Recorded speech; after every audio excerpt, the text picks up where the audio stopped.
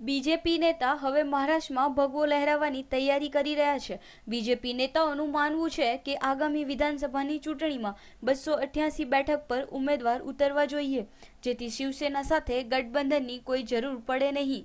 બીજેપીના સ્થાનિક નેતાના જણાવ્યા પ્રમાણે અને શિવસેના બીજેપીને હંમેશા નિયંત્રિત કરવાની કોશિશ કરતી આવી છે, તો વળી બીજેપી નેતાઓનું કહેવું છે કે હવે મહારાષ્ટ્રમાં બીજેપી આગામી ચૂંટણીમાં પોતાના દમ પર ચૂંટણી લડશે।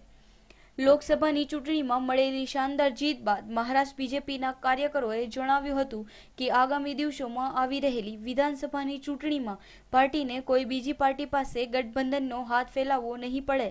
મહારાષ્ટ્ર બીજેપી પ્રમુખ દેવેન્દ્રએ મુંબઈમાં આયોજિત એક બેઠકમાં જણાવ્યું હતું કે શિવસેનાની ફરિયાદોનું સમાધાન કરવામાં આવશે। તેમણે વધુમાં જણાવ્યું કે શિવસેનાએ હંમેશા મુશ્કેલીના સમયમાં સાથ આપ્યો છે, જેના કારણે બીજેપી મહારાષ્ટ્રમાં ચૂંટણીમાં સારો દેખાવ કરી શકી છે, તો વળી શિવસેનાએ બીજેપીને છેલ્લા 25 વર્ષમાં મહારાષ્ટ્રમાં આગળ વધવામાં સહાય કરી છે। બીજેપીના વરિષ્ઠ નેતા મધુ ચૌહાણે જણાવ્યું હતું કે શિવસેના પારંપરિક રીતે ચૂંટણીમાં 174 બેઠક અને બીજેપી 114 બેઠક પર ઉમેદવારોને વિધાનસભાની ચૂંટણીમાં ઉતારે છે।